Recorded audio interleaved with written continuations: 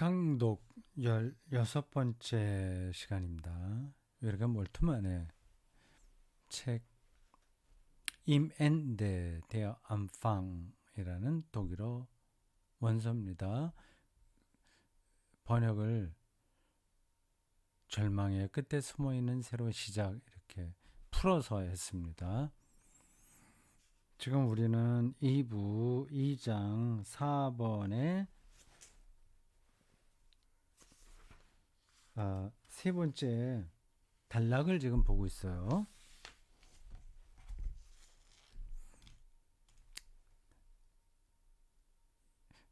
예수님이 버려진 자, 가난한 자 이런 사람들을 향한 하나님의 사랑을 자기의 운명으로 보여주었다고 하는 겁니다. 예수는 십자가로 죽었죠. 두려워하고 혼란스러워했습니다. 예수 스스로. 그래서 두려워하고 혼란스러워하는 사람들에게 예수가 위로가 되는 거예요. 왜 위로가 되냐? 그 두려워하고 혼란스러워하는 거기에 하나님이 함께 하신다는 사실을 예수의 운명에서 경험했기 때문입니다. 그러한 논리로 우리가 십자가와 같은 대진한 완전히 조롱받는 상황, 절망적인 상황을 쉽게 떨쳐나갈 수 있냐? 그런 질문하면 그렇다 이렇게 말하기는 어려워요. 제가 얼마나 그 기독교 신앙의 깊이로 들어갔느냐에 따라서 달라집니다. 이게 적당한 예가 될지 모르겠습니다만 순교자들을 생각해 보시면 됩니다. 그들이 그 순교까지 감당할 수 있었던 데는 거기에 그런 고난과 순환의 자리에 하나님이 함께 하신다는 사실을 확신했기 때문에 그렇습니다. 자, 그러한 이야기가 좀 이어지고 있습니다. 99쪽이에요. 여러분 화면에 보면 됩니다. 저는 제 책상에 책을 놓고 있어요. 고난당하는 하나님만이 도울 수 있다고 디트리히 보네포는 게슈타포 감옥에서 기술하였다. 그 책 여기 나오죠? 밑에 한번 보실까요? 26번입니다. 각주 디트리 보네포 Widerstand und Ergebung입니다. 반항과 순종이에요. Widerstand 저항과 und 그리고 Ergebung 순종 복종입니다. 1951년도 면회에 나왔네요. 242쪽입니다. 여기에 그런 식구가 있다는 거죠.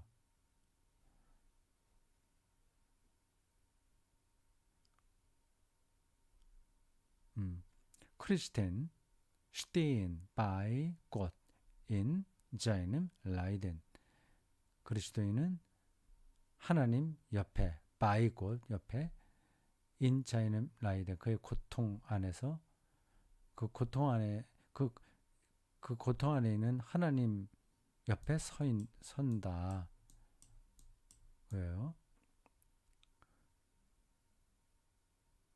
거기 이제 저는 이제 직역을 했는데 의역으로 하나님 고난당하는 하나님만이 도울 수 있다 그런 뜻입니다. 저 책이 번역됐죠. 저항과 순종으로 번역된 게 아니라 옥중서신으로 번역됐습니다. 좋은 책이에요. 그래서 저는 뭐 옛날 그 제본으로 읽었는데 새롭게 제본이 되는지 모르겠습니다. 그 본질에 있어서 고난당할 수 없는, 그렇죠. 하나님이 어떻게 고난을 당합니까? 고난당할 수 없는 하나님은 함께 고난당할 수 없으면 동정심을, 심패티를 느낄 수 없다. 고난당할 수 없는 하나님, 데우스 임파시빌리스는 가슴과 연민이 없는 하나님, 곧 냉혹한 하늘의 세력을 따릅니다.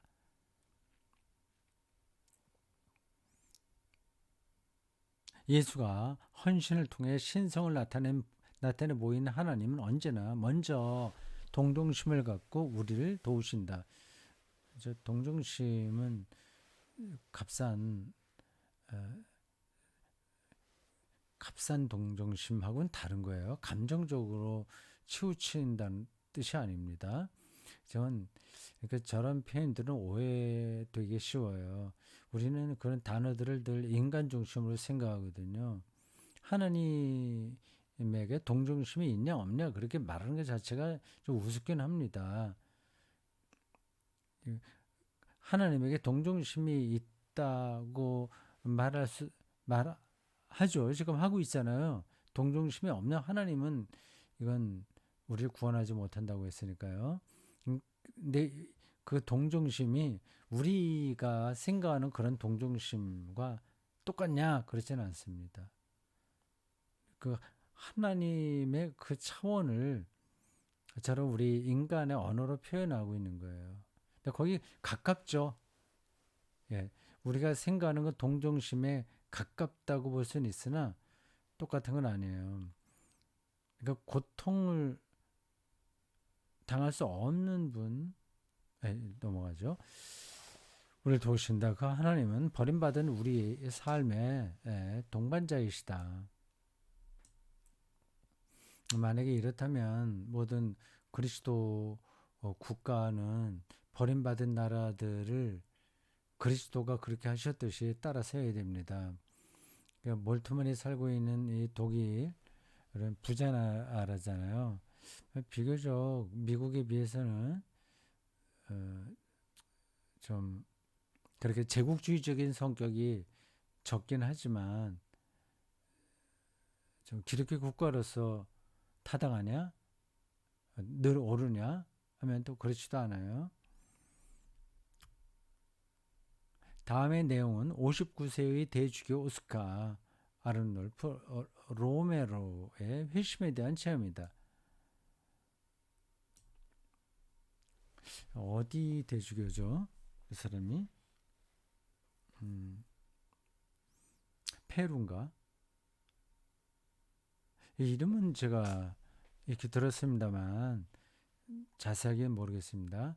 역사상 십자가에 달렸던 사람들 속에서 많죠. 그런 사람은요. 십자가에 달리신 하나님이 그의 눈앞에 생생히 나타났다. 자신의 백성 가운데 가난한 사람들과 억압당하는 사람들의 눈 속에서 그는 일그러진 하나님의 눈빛을 보았다. 고 로메로 대주교의 전기를 쓴 존 소브리노는 기술하였다. 로메로가 제가 정확하게는 모르겠습니다만은 브라질일까요? 페루일까요? 어딜까요? 그건 라틴 아메리카 쪽인 거는 분명할 텐데 그렇게 살다가 아마 살해당하지 않았을까요?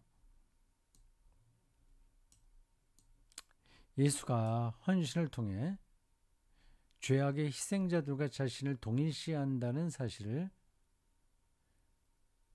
우리는 마태복음 25장 31절에서 36절에 기록된 사람의 아들이 주재하는 거대한 세계 심판의 표상에서 잘 파악할 수 있다. 이 표상의 강조점은 선한 행위와 악한 행위에 따른 심판에 있다기보다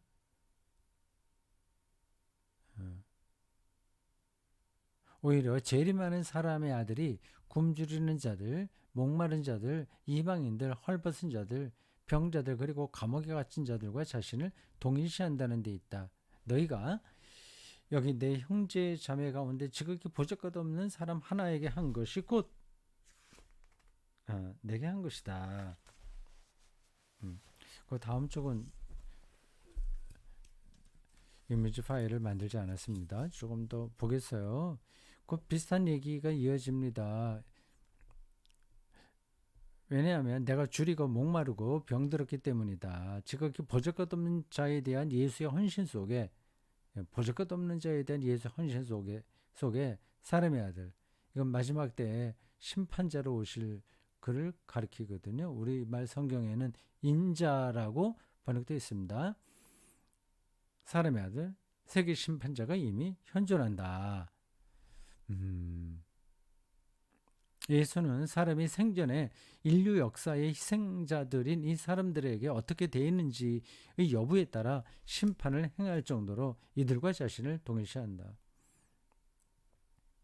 그는 불의를 범한 행악자들을 인간들이 만든 법률 조항에 있는 바 그들의 범법 행위에 따라 심판하기보다 오히려 희생자들의 면전에서 그들을 심판한다. 그들이 심판받으려면 희생당한 사람들이 정의를 찾아야 되겠죠. 자기가 파괴한 사람이 오히려 괜찮은 사람이 됐다고 한다면 그 행악자는 그 심판받는 거예요. 심판받는 겁니다. 자기가 무시한 사람이 오히려 위대하게 됐다고 하는 걸 알면 당연히 부끄러워하는 거죠. 지금 그 얘기 아니겠습니까?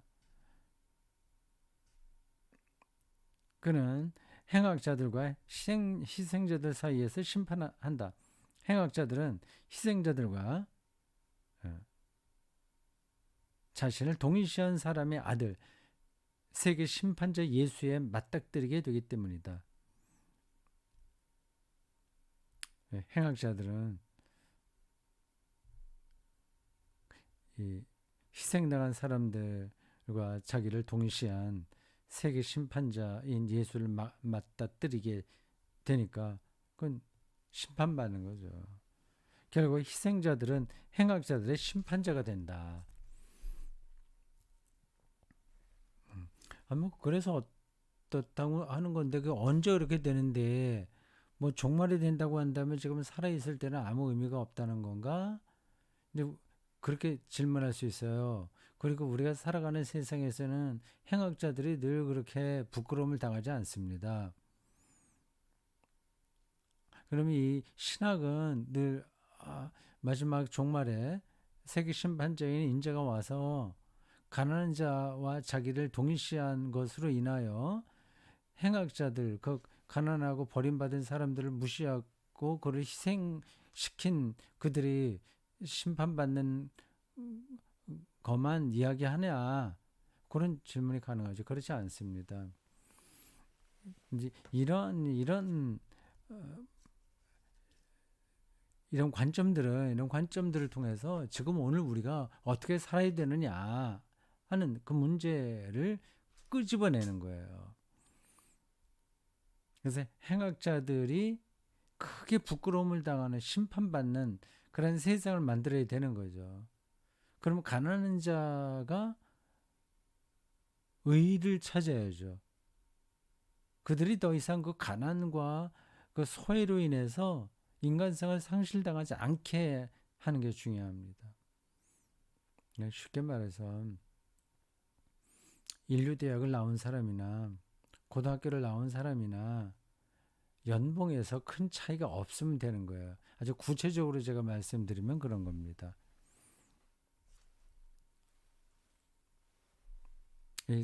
이 세상의 원리는 그 둘을 크게 차이 두잖아요. 그럼 이제 심판이 안 일어나는 겁니다. 고등학교만 졸업하더라도 아주 뭐 많은 돈은 아니라고 하더라도 어느 정도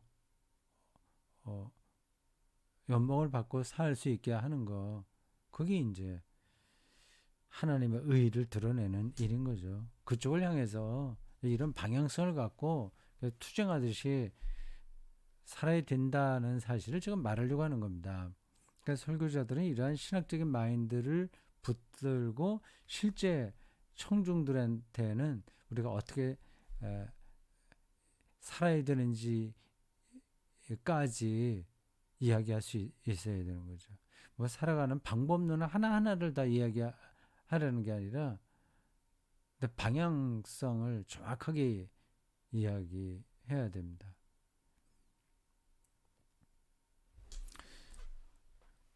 4번 이어서 나옵니다. 악의 종이 된 자들을 위한 예수의 대리행위. 요것도 제가 이미지 파일을 만들지 않았어요. 이거 좀 독특하긴 합니다. 앞에서는 희생당한 이들을 이 나온 거잖아요. 다시요. 책으로 좀 돌아가서 잠깐 보겠습니다. 예, 3번은 96쪽에 나와요. 악의 희생자들을 향한 예수의 순환의 길. 그들과 자기를 동일시함으로써 하나님의 의를 세운 거죠. 근데 이 4번에서는 악의 종이 된 자들을 위한 예수의 대리 행위. 이건 좀 예상 외죠. 악을 행한 자들은 심판받아야지 왜 그들을 위해서 예수께서 대리 행위를 하셨단 말이야. 그런 생각이 듭니다.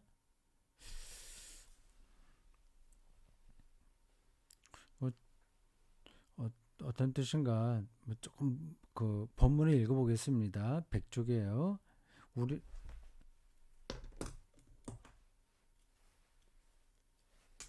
우리를 위한 하나님 없는 자들을 위한 그리스도, 이것이 대리의 기독론이다. 앞에서는 그 연대의 기독론이라고 그랬죠.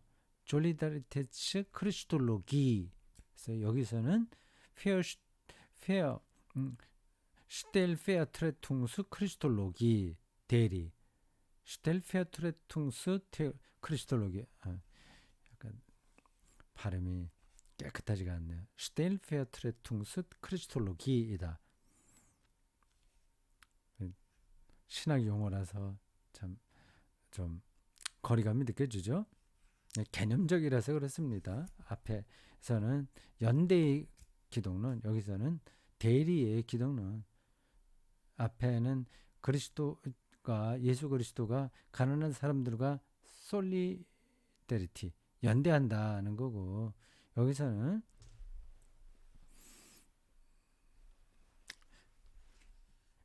그 행악자들이죠. 악의 종이 된 자들, 그들을 위해서 예수가 대리한다. 그런데 어떻게 대리를 한다는 거지? 조금 보겠습니다. 이스라엘의 율법에서 죄인들은 율법을 위반한 자들이며 율법 없는 자들인데 반해서 사도 바울은 로마서에서 양자고 유대 사람들이나 헬라 사람들이나 다 같이 죄 아래 있다고 라는 생각에서 출발한다. 베드로와의 만남을 기록한 갈라디아서 2장에서 바울은 구원하고 의롭게 하는 복음을 모든 사람들, 곧 유대의 사람들과 헬라 사람에게 전하기 위해 토라가 규정하는 죄의 개념을 넘어선다. 유대의 토라, 율법이에요. 그것을 넘어서서 모든 이들이 죄인이라는 관점까지 나가요. 우리는 본디 유대 사람이요 이방인 출신의 죄인이 아닙니다. 쭉 갈라디아서 2장 15절에서 16절까지 율법을 행하는 행위로는 아무도 의롭게 될 수 없기 때문입니다. 믿음으로 의롭게 된다는 거예요. 바울이 복음을 보편적으로 전파하기 위해, 그러니까 유대인만이 아니라 이방인들에게까지 다 전하기 위해 보편적인 죄의 개념을 전제한다면 그에게 있어서 모든 사람들이 빠진 죄의 세력은 이스라엘의 선택과 율법 이전부터 이미 존재했고 죽음에 이르는 병으로서 하나님 없는 죽음을 확산시켰다. 그러므로 죄는 인간 창조의 굴절임에 틀림없다. 이러한 죄를 통해 인간은 하나님의 영광의 광채를 상실했다. 좀 건너뛰어서요. 101쪽 중간 패러그래프입니다.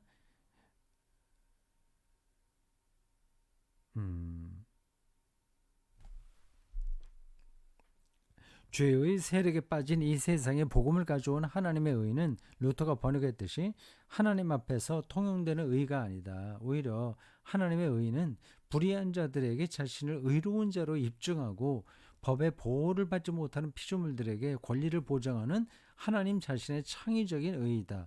여기서 우리는 먼저 하나님 없는 자들을 의롭게 만드는 하나님의 의의 기독론적 근거에 대해서 질문하고자 한다. 악의 종이 된 자들은 하나님 없이 사는 이들인데 그들을 의롭게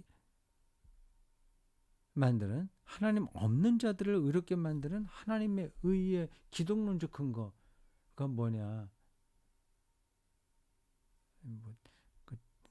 제가 이렇게 추정해서 말을 할 수 있긴 있는데 그냥 좀 본문을 더 읽어보겠어요.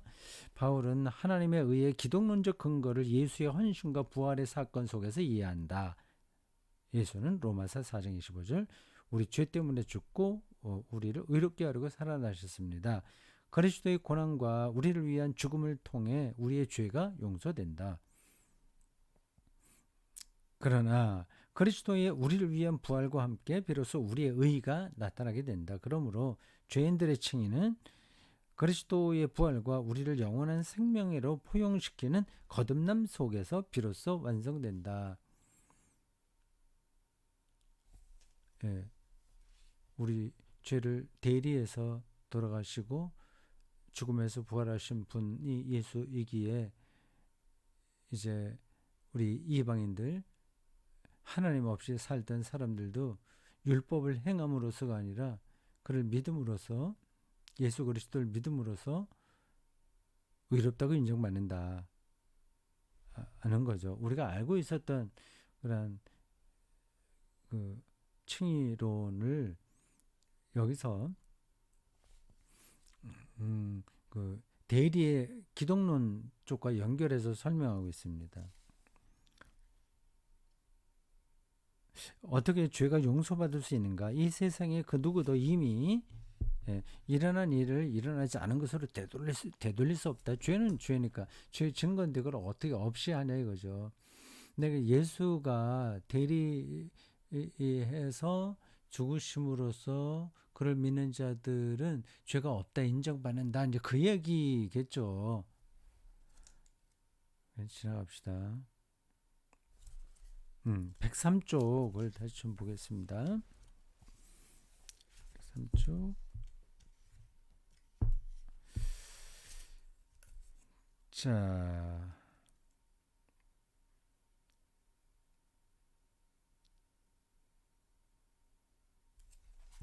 요 대목은 좀 까다롭네요. 그 신학자들의 사유가 어떻게 보면 깊고 어떻게 보면 현란해서 우리가 따라가는 게 만만치가 않아요. 뭐하러 자꾸만 저렇게 복잡하게 생각을 하지? 그냥 예수 믿고 구원받는다고 하면 되는 거지. 왜 저렇게 뭐 연대의 기독론, 뭐 대리 기독론 하면서 희생자들과 악의 종이 된 자들의 그 의로움을 저렇게 다르게 자꾸만 설명을 하지. 복잡한데. 그래 생각할 수 있습니다. 근데 거기서 정말 일부러 복잡하게만 만드는 신학자도 있을 거고, 근데 그렇게 해야만 우리가 복잡하다고 생각하는 방식으로 그 어떤 주제를 이야기해야만 그 주제의 깊이 속으로 들어가는 거 수도 있는 겁니다. 그러면 그 후자에 속한 사람은 이제 위대한 신학자가 되는 거고요. 두고두고 후학들이 그의 가르침을 받게 되죠. 근데 그런 준비가 안 된 사람들은 뭐 괜히 복잡하게만 얘기하겠죠. 뭐 다른 학문도 비슷하지 않겠습니까? 뭐 바둑도 사실은 비슷하죠. 뭐 간단하게 보기 시작하면 끝없이 간단한데 복잡하게 생각하면 끝없이 복잡합니다. 아마추어들이 두는 바둑하고 프로기사들이 두는 바둑하고는 완전히 차원이 달라요. 그 생각을 아주 절정에 있는 그 고수 프로 바둑기사들은 뭐 30수까지를 내다보고 합니다. 수가 쭉 뭐 번호 1, 2, 3, 4에서 쭉 그 숫자를 계산하면 앞으로 돌이 어디 가서 어떻게 돼서 어떻게 변화되고 근데 그런 것까지 내다봅니다. 30수까지 내다보지만 뭐 꼭 그대로 되는 건 아닌데 이게 복잡한 겁니다. 그 수 거기서 전개되는 그 수가 아마추어들이 생각하기에는 상상할 수 없을 정도로 복잡하거든요. 지금 여기 이 몰트만의 이 신학적 사유도 그와 비슷한 겁니다. 그래서 아마추어 바둑을 두는 사람들은 동호인들은 그걸 따라갈 수가 없어요. 프로 기사들의 수를 따라갈 수 없어서 그냥 집어칩니다. 그냥 재미로만 바둑을 두죠. 그러나 아마추어라고 하더라도 계속 그 프로기사들이 둔 그 바둑을 따라가면서 좀 깊이 들어가면 이제는 수가 그러니까 단수가 올라가게 되는 거죠. 그러면 이제 동네 아마추어 바둑에서는 천하무적이 되는 겁니다. 이게 둘 중에 하나예요. 이게 신학이라고 얘기했습니다만은 우리 신앙하고도 뭐 다 직결되는 겁니다. 그냥 쉽게 쉽게 생각하면서 지나가면 기독교 신앙은 아주 간단한 겁니다. 교회 뭐 열심히 다니고 헌금하고 예배 잘 참석하고 또 뭐 교회 봉사할 거 봉사하고 식당에서 봉사하고 심지어 조금 큰 교회는 주차장 관리도 하고 그래서 장로 되고 뭐 그렇게 하면 사람들이 인정해주고 뭐 자식들도 잘 되고 뭐 그렇게도 살아갈 수 있어요. 그럼 뭐 그런 사람 그렇게 살아가는 사람들은 뭐 신학책 읽지 않아도 됩니다. 그러나 기독교 신앙의 깊이로는 전혀 못 들어가요. 세련된 종교인이 될지 모르지만 기독교 영성 안으로는 죽었다 깨도 그런 방식으로는 들어가지 못합니다. 자, 103쪽입니다. 그거는 이미지 파일이 있을 것 같으니까 찾아보겠어요.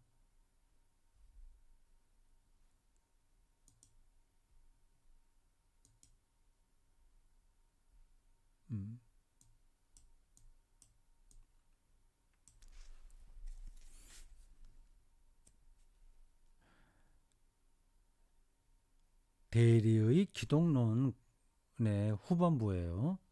대리 기독론. 모든 자들이 죄인이에요. 그 율법을 통해서 이제 구원받지 않아도 돼요. 토라를 지키지 않아도 됩니다. 믿음을 통해서만 해도 돼요. 그 일을 행하신 분이 바로 예수다. 그래서 이제 대리의 그리스도론이라고 한 겁니다. 앞에서는 가난한 자와 연대한 거고 이번에는 불의한 자, 신이 없는 자들을 대신해서 십자가에 달려 돌아가신 거고 그렇게 구분하고 있습니다. 그 대리 그리스도론 그 마지막 대목입니다. 하나님의 아픔은 예수의 수능과 죽음 속에 잘 나타난다. 그것은 예수의 헌신 속에 나타난 하나님의 무한한 사랑의 아픔이다. 이 하나님의 아픔은 지금까지 종종 해석되는 것처럼 예수가 속죄 제물로서 우리의 죄를 위해 죽었고 하늘의 보좌에서 우리의 죄값을 치렀으며 우리에게서 그 죄를 그에게로 죄를 전가했다는 것을 의미하는 것은 아니다. 근데 이게 전통적인 의미의 어, 그 구속론입니다. 사죄론인 거죠. 참회신앙이죠. 이것도 완전히 부정되는 건 아닌데 그에게로 죄가 전가했다는 것을 의미하는 것은 아니다. 이렇게 표현하기보다는 전가했다는 것만을 의미하는 것은 아니다. 이렇게 하는 게 더 정확하지 않을까요? 제가 보기엔 그런데. 로마서 4장 25절 우리의 범죄 때문에 죽임을 당하시는 그분은 우리의 죄를 위해 그의 아버지 하나님에 의해서 희생된 자이기보다 희생제사라고 하는 게 너무 강했으니까 그 구약에 있는 제사 행위처럼 그 짐승을 잡아서 우리 대신해서 죽는다. 그 개념으로 예수의 죽음을 이해하기보다는 그렇게 희생된 자이기보다는 오히려 내어줌을 당한 자를 향한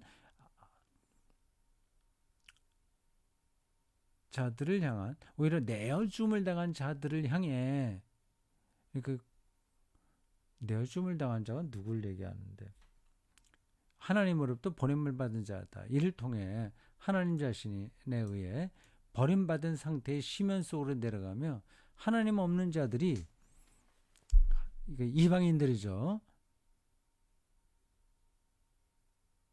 새로운 시작을 할 수 있도록 일깨운다. 그러므로 우리의 죄들에 대해 복수로 표현하는 것은 단수 복수라고 할 때 우리의 죄들에 이렇게 표현하는 것은 이따 보면 오해를 불러일으킨다. 그것은 본래 선한 의도를 가진 사람들인 우리가 유감스럽게도 용서받아야 할 실수를 범한 것으로 보이게 한다. 오늘날 일련의 정치가들은 그들의 실수들에 대해 자주 말하곤 한다. 복수 형태의 죄는 용서될 수 있지만 단수 형태의 인격적인 죄는 그리스도와의 교통 안에 있는 세력을 상징하는 것처럼 죄에 대해 죽고 새로운 삶을 거듭나기 위해 받아들여져야 된다. 우리를 위한 그리스도의 인격적 측면이 1차적이고 우리의 죄를 위한 객관적인 측면은 2차적이다. 이해되나요? 이해되시죠? 예. 깔끔하게 이해되지 않으면 그냥 지나가도 됩니다. 제가 뭐 이걸 다시 또 반복해서 설명하지는 않겠어요. 마지막 문장만 기억해 두십시오. 우리를 위한 그리스도의 인격적 측면이 일차적인 거다. 그 관계에서 일어나는 죄 용서 일차적이고 우리의 죄를 위한 객관적 측면 그러니까 그 희생 제사 같이 되는 거 구약에서 짐승이 제단에 올려지는 것 같은 그런 것들이 2차적이다. 그 얘기입니다. 자, 요 부분은 좀 까다로웠어요. 그 그 행악자들을 위한 예수의 대리의 그리 페어 뭐예요? 독일어 앞에서는 희생당한 자들을 것은 연대의 그리스도론이라고 했습니다. 졸리다리테츠 그리스도로기. 근데 악한 이들을 위한 대리 예수의 행위는 대리 기독론이라고 해서 슈텔 페어트레퉁스 테올로기. 슈텔 페어트레퉁스 테올로기. 자, 오늘 여기까지 하겠습니다. 수고했습니다.